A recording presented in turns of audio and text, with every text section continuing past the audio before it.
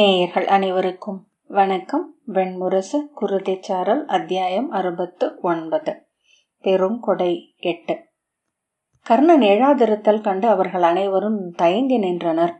சுபாகு, மூத்தவரே என மெல்லிய குரலில் அழைக்க கர்ணன் அவனை ஏறிட்டு நோக்கிவிட்டு பதற்றம் கொண்டவன் போல தன் குழலை நீவி தோளுக்கு பின்னால் இட்டான்.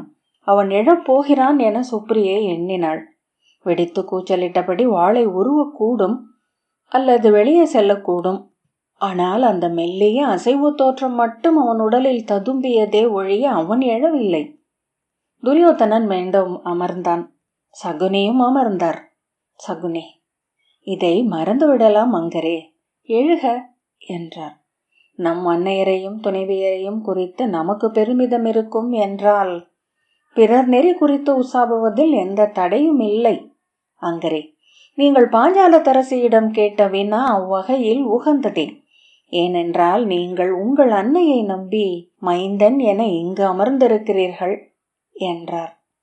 காந்தாரத்து அரசியின் மைந்தர் யாதவ அரசியை நோக்கி கேட்ட வினா அதே போன்று முறையானதே. ஆம், பிரிதொரு ஆண்மகனை நோக்கா விழி கொண்டவள் என தன் அன்னையை உணரும் ஒருவன் அவ்வினாவை கேட்பதில் என்ன பிழை என்றார் கணிகர். கர்ணன் எழப்போகிறவன் போல் நெஞ்சு முன் நகர்ந்தான். பின்னர் தலையை அசைத்து, இது வீண் பேச்சு, நாம் மேலும் கீழ்மையில் இறங்குகிறோம் என்று கையை தூக்கி ஏதோ சொல்ல நாவெடுத்தான். விசை கொண்ட காற்றில் ஆடும் கிளை போல அவன் கை நடுங்குவதை சுப்ரியை கண்டாள். சகுனி, தாங்கள் தங்கள் இயல்பு நிலையில் இல்லை என்றார். தங்கள் கை நடுங்குகிறது. அம்பொன்றை எடுத்து நானில் பொறுத்த தங்களால் இன்று இயலுமென்று எனக்கு தோன்றவில்லை. மது தங்கள் உடல் ஆற்றலை மட்டும் அல்ல, உள்ள நிலையையும் அழித்துவிட்டது. ஆம், நான் களிமகனாகிவிட்டேன் என்று உரத்த குரலில் கூவியபடி கர்ணன் எழுந்தான். சென்ற 14 ஆண்டுகளாக ஒவ்வொரு நாளும் மது அருந்துகிறேன். விழித்தெழுந்தது முதல் இரவு வரை என் நெஞ்சுக்குள் மதுவை ஊற்றிக்கொண்டே இருக்கிறேன். ஒரு கணம் கூட என்னை மறந்து இருந்ததும் இல்லை. ஏனெனில் அஸ்தினபுரியின் அவையில் பாஞ்சாலத்து அரசியை சிறுமை செய்த கீழ்மை பார்ப்பு பழியென என்னை துரத்துகிறது. தன் மலத்தை தான் தின்றவன் போல் உணர்கிறேன் என்று பற்களை கடித்தபடி சொன்னான். நான் என்னை இழிவு செய்து கொள்கிறேன், என்னை அழிக்கிறேன். என் பிணம் இது. அரசே, நான் இறந்து விட்டேன். அவன் குரல் இடறியது. துரியோதனன் புன்னகையுடன், நான் அவ்வாறு உணரவில்லை.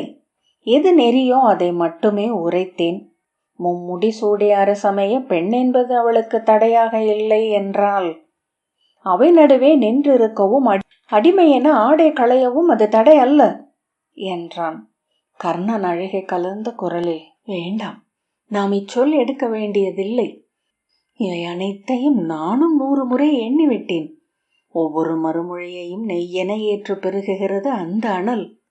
ஒரு கீழ்மையை எத்தனை சொற்களாலும் எவரும் விலக்கிவிட முடியாது. கோவி அலறி பாறையை கரைக்க முயல்வது போல என்றான் கைகளை வீசி. இங்கு வருவது வரை நான் பிரிதொருவன்.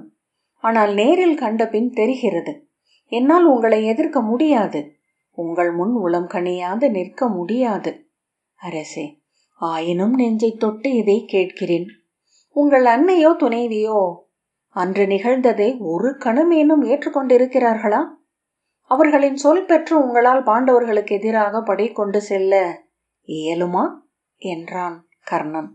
துரியோதனன், எவர் சொல்லுக்கும் காத்து நிற்கும் இடத்தில் நான் இன்று இல்லை அங்கரே என்றான். இனி என் தெய்வம் ஒன்றே என்னை ஆளும், பிரிதொன்றும் அல்ல.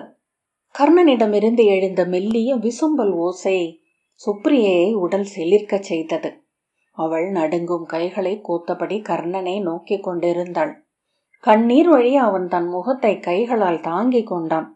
தலையை அசைத்தபடி விம்மி அழுதான். அந்த ஓசை உண்மையில் எழுகிறதா அன்றி தன் செவி மயக்கா என அவள் ஐயுற்றாள். ஓசையின்றி ஒருவர் அழ காண்பதைப் போல நெஞ்சு உருக்குவது பெரிதில்லை. ஓசை பிறருக்கான அழைப்பு, பகிர்வு.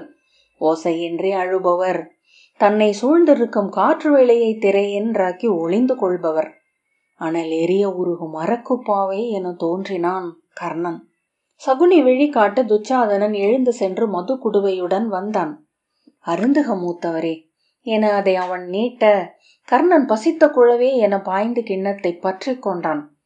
ஒரே வாயில் அதை குடித்து மீண்டும் நீட்டினான். மீண்டும் மீண்டும் துச்சாதனன் ஊற்றிக்கொண்டே இருந்தான்.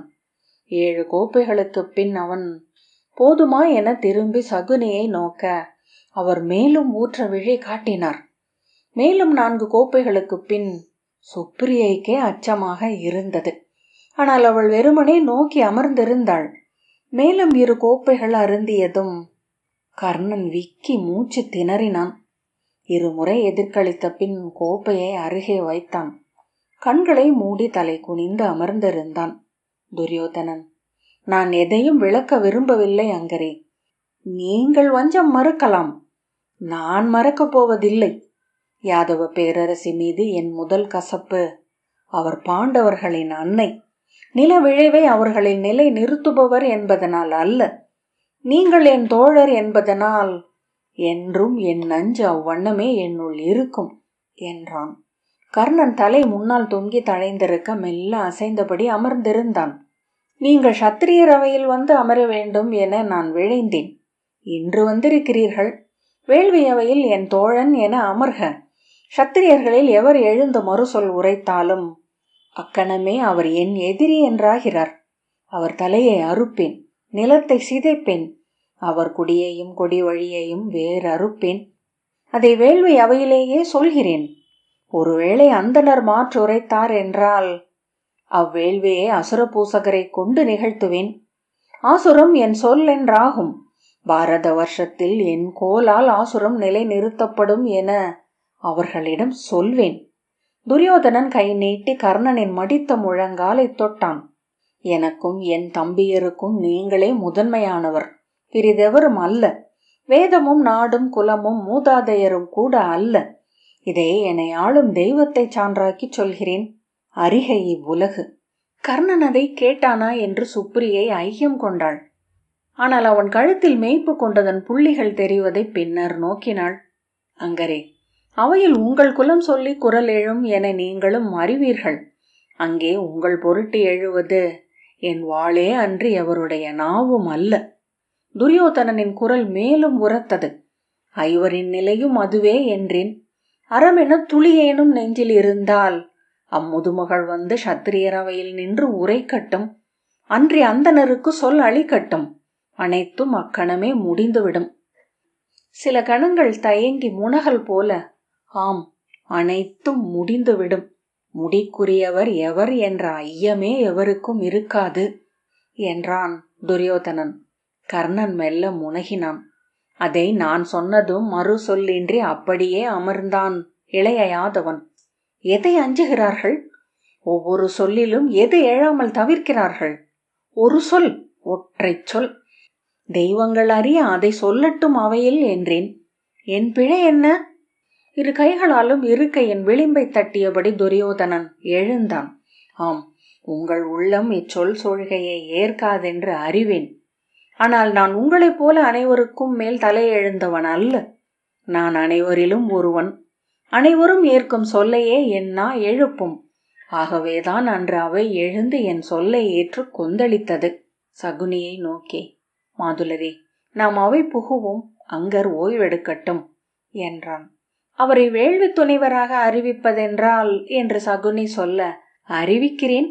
இனிய சொல்லையும் நாவால் உரைக்கப் போவதில்லை, என் வாளே மொழியும் என்றான் துரியோதனன். கணிகர், அரசி வந்துள்ளார்கள், அவர்கள் அவையில் அமரட்டும் என்றான். துரியோதனன் சுப்ரியையை நோக்கிவிட்டு, ஆம், அது முறை என்றான். கணிகர், அவைக்கு எழுந்து அருள்க அரசி என்றார். சுப்ரியை எண்ணியதை சொல்ல உதடு அசையவில்லை. அவள் தலை அசைத்தாள்.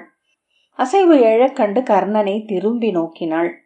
அவன் தன் நீண்ட கால்களை நன்றாக நீட்டி கைகள் பீடத்தின் 2 பக்கமும் சரிந்து நிலம் தொட்டு நீண்டிருக்க, தலை மார்பில் படிந்து விழி மூடி வாய் கசிந்து வழிய மெல்லிய மூச்சொலியுடன் துயில் கொண்டிருந்தான். சுப்ரியை, இல்லை, நான் அவைக்கு வரவில்லை. அரசரின்றி நான் வருவது முறையல்ல என்றான். கணிகர் மேலும் சொல்ல வாய் எடுக்க மறித்து, நான் என் உடன் பிறந்தவளை சந்திக்க வேண்டும் என்றாள். துரியோதனன், ஆம், அது முறைதான் என்றான். சபரி சலிப்புற்ற குரலில், தாங்கள் சென்று அவையில் அமர்ந்திருக்க வேண்டும் அரசி. இது கலிங்கத்திற்கான ஏற்பு மட்டும் அல்ல, நம் அரசருக்கானதும் கூட. அவரை அரசர் தன் வேள்வி தோழர் என அவையில் அறிவிக்கவிருக்கிறார் என்றால் அது எளிய நிகழ்வு அல்ல.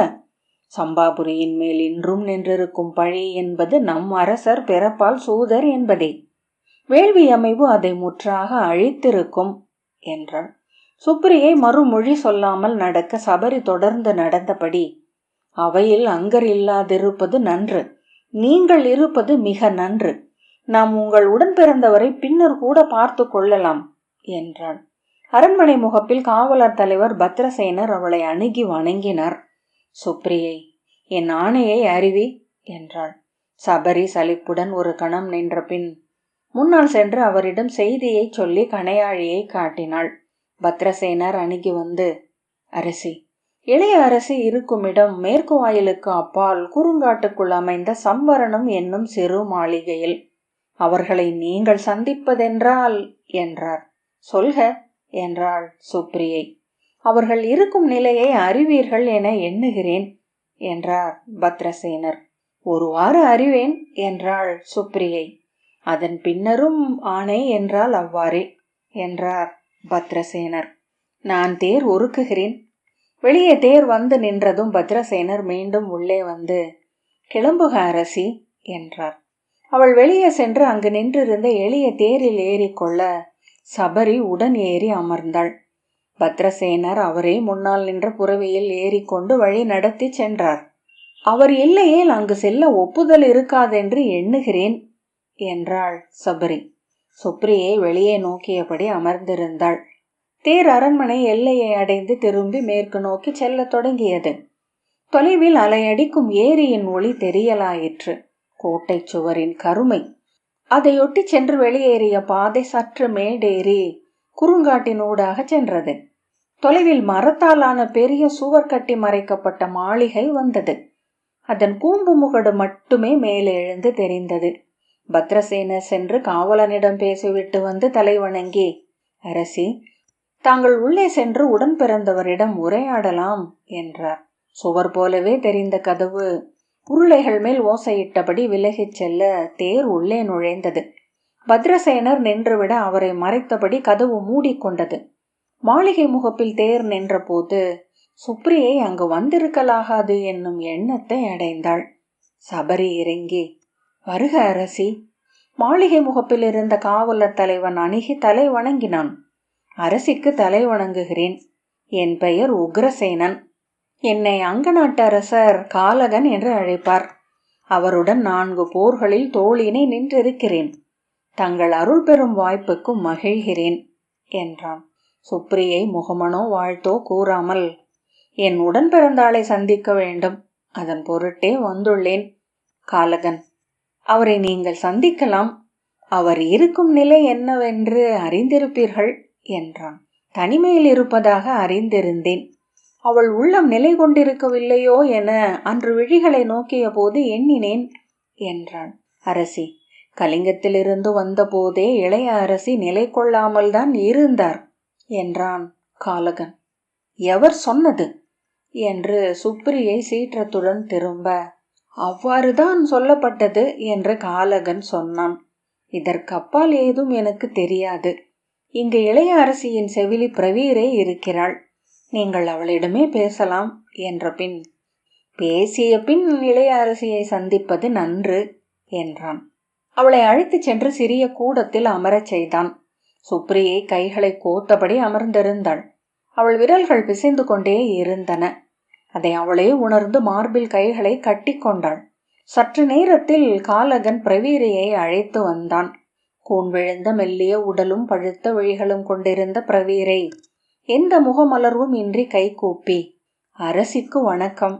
இங்கே தாங்கள் வரக்கூடும் என பல்லாண்டுகளாக எதிர்பார்த்திருந்தேன் என்றாள்.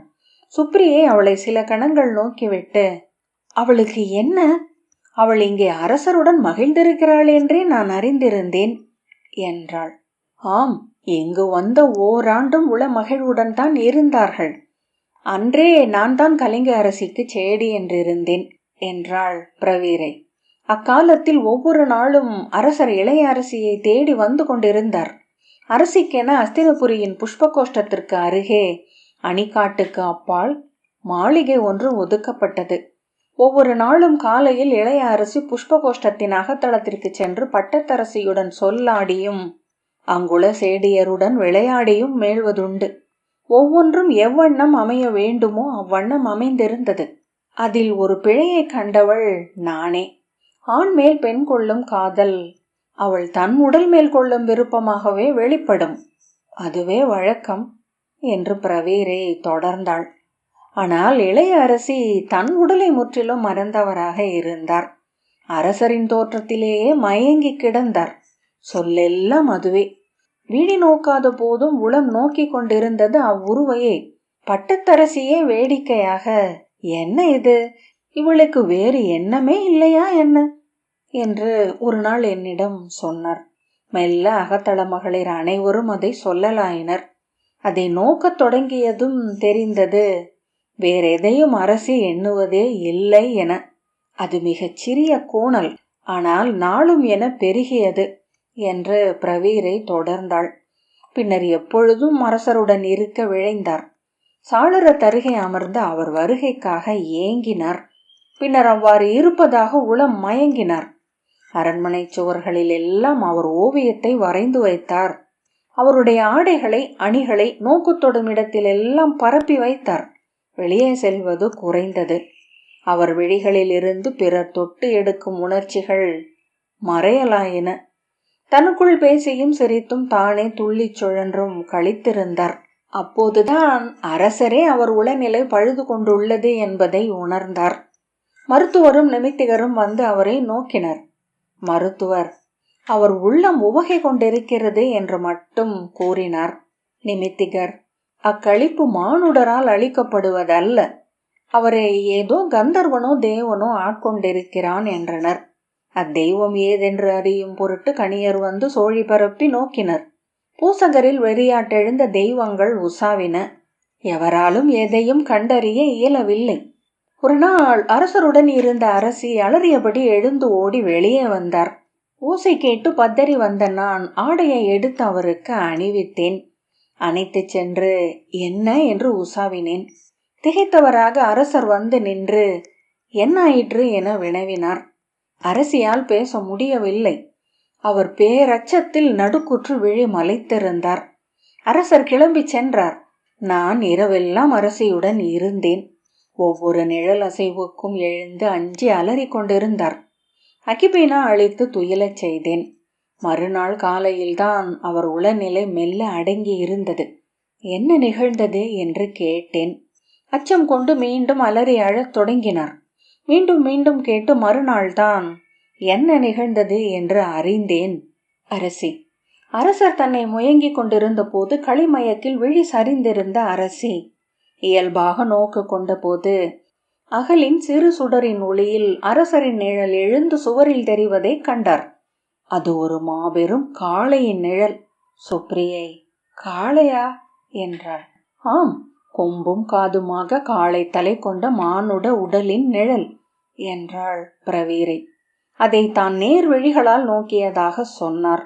செவிலியரும் சேடியரும் அவரிடம் பேசி நோக்கினர். நிமித்திகர் வந்து களம் வரைந்து பார்த்தனர். பாணினியரும் நாகவிரலியரும் வந்தனர். அரசி அவர்கள் கண்டது அதையே என்று உளம் செறிந்திருந்தார். அதன் பின் அவர்களுக்கிடையே உறவே அமையவில்லை என்று பிரவீரை சொன்னாள்.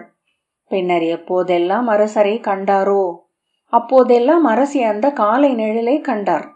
ஒவ்வொரு முறை கண்ட பின்னரும் நடுக்குற்று காய்ச்சல் கண்டு நெடு நாட்கள் கழித்து மீண்டார். நாளடைவில் எப்போதும் அதை எண்ணி அஞ்சி அழத் தொடங்கினார். அவரை இங்கே கான் மாளிகைக்கு கொண்டு வந்தோம். அரசரை பற்றிய செய்தியே அவர் செவிகளில் விழாதபடி காத்தோம். இங்கே எங்கும் காளையோ பசுவோ அவற்றின் வடிவங்களோ கூட அவர் விழிகளில் படுவதில்லை. ஆனால் அவர் அச்சம் நாளும் வளர்ந்தது. முதற் சில ஆண்டு காலம் எப்போதும் நடுங்கிக் கொண்டும் மூலைகளில் பதுங்கி அமர்ந்து விம்மி அழுதபடியும் இருந்தார். பின்னர் நடுக்கும் அழுகையும் நின்றன. விலகி விலகி வேறெங்கோ சென்று விட்டார். இன்று அவர் இருக்கும் உலகுக்கும் எங்களுக்கும் கூட எந்த தொடர்பும் இல்லை. சுப்ரியை எழுந்தாள். நான் கிளம்புகிறேன் என்ற பின் மீண்டும் அமர்ந்து அவளை அழைத்து வருக என்றாள். பிரவீரை, அஞ்சுவதற்கேதுமில்லை அரசி. அவர் மானுடர் எவரையும் அடையாளம் கண்டு கொள்வதில்லை.